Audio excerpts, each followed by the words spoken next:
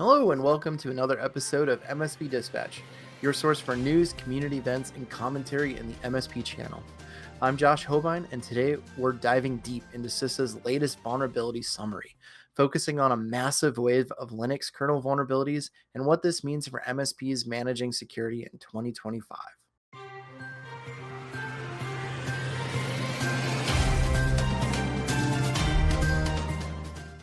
In this week's security news, CISA highlights unprecedented Linux kernel vulnerability surge. CISA's vulnerability summary for the week of September 15th reveals something unprecedented. We're witnessing the largest flood of Linux kernel vulnerabilities in history, with profound implications for every MSP. According to Red Packet Security's analysis, the September 15th summary includes dozens of Linux kernel CVEs spanning everything from use after free vulnerabilities to race condition flaws. But this represents just a fraction of the much larger crisis. TuxCare reports that in just the first 16 days of 2025, we've already seen 134 new Linux kernel CVEs. To put that in perspective, the entire year of 2020, we only saw 120 kernel CVEs total. 2024 ended with 3,529 kernel CVEs, nearly a tenfold increase from historical norms. CISA has been actively adding Linux kernel vulnerabilities to their known exploited vulnerabilities catalog, including a time of check, time of use race condition vulnerability that federal agencies must patch by September 25th, and an overlay FS privilege escalation flaw being actively exploited. What makes this particularly concerning is that AI is now discovering kernel vulnerabilities.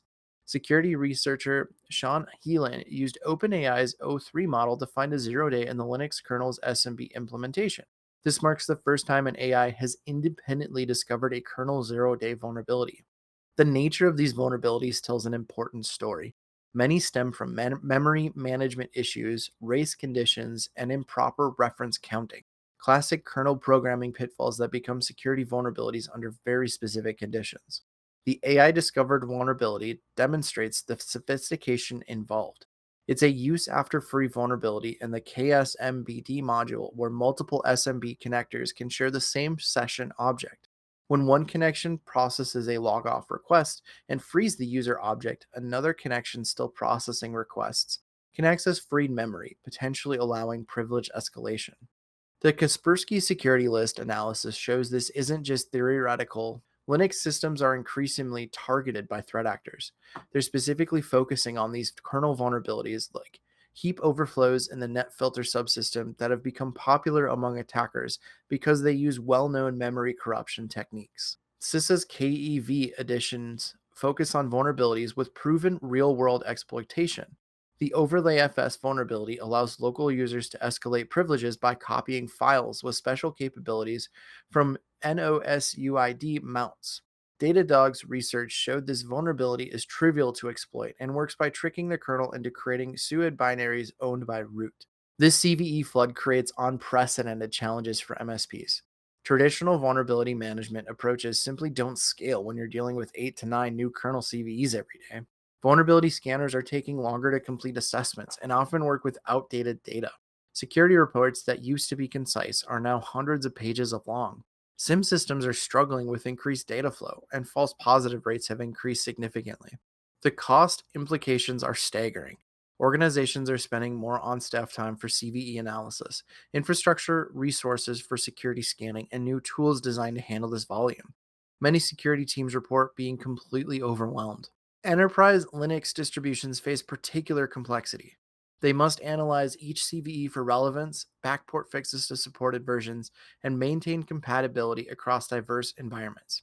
Red Hat, SUSE, and Canonical are essentially running continuous triage operations. Smart MSPs are adapting their vulnerability management strategies rather than drowning in the flood. Risk-based prioritization has become essential, focusing on vulnerabilities that actually impact specific client environments. CISA's KEV catalog becomes crucial intelligence. When CISA adds vulnerabilities to their known exploited list, it signals active exploitation in the wild. These immediately get priority over thousands of theoretical vulnerabilities.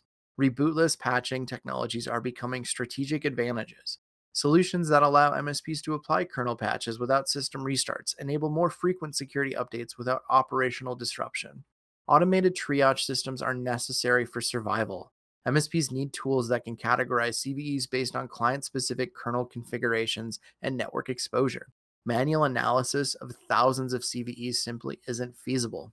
The rise of AI discovered vulnerability adds another dimension. If researchers can use AI to find zero days, so can attackers. MSPs need to prepare for accelerated vulnerability discovery from both defensive and offensive perspectives. Thanks for watching. The Linux kernel CVE flood represents more than just increased administrative burden. It's fundamental change requiring new strategies and approaches to security management. MSPs who adapt this reality will gain competitive advantage. Focus on what matters: active exploitation, client specific risks, and automated solutions that scale with the threat landscape. Traditional vulnerability management is dead. The future belongs to those who can efficiently manage complexity while maintaining security effectiveness. Share your vulnerability management strategies with our community over at the MMN Discord as we navigate this new security landscape together. Until next time, stay secure and stay adaptable. This has been a broadcast of the MSP Media Network.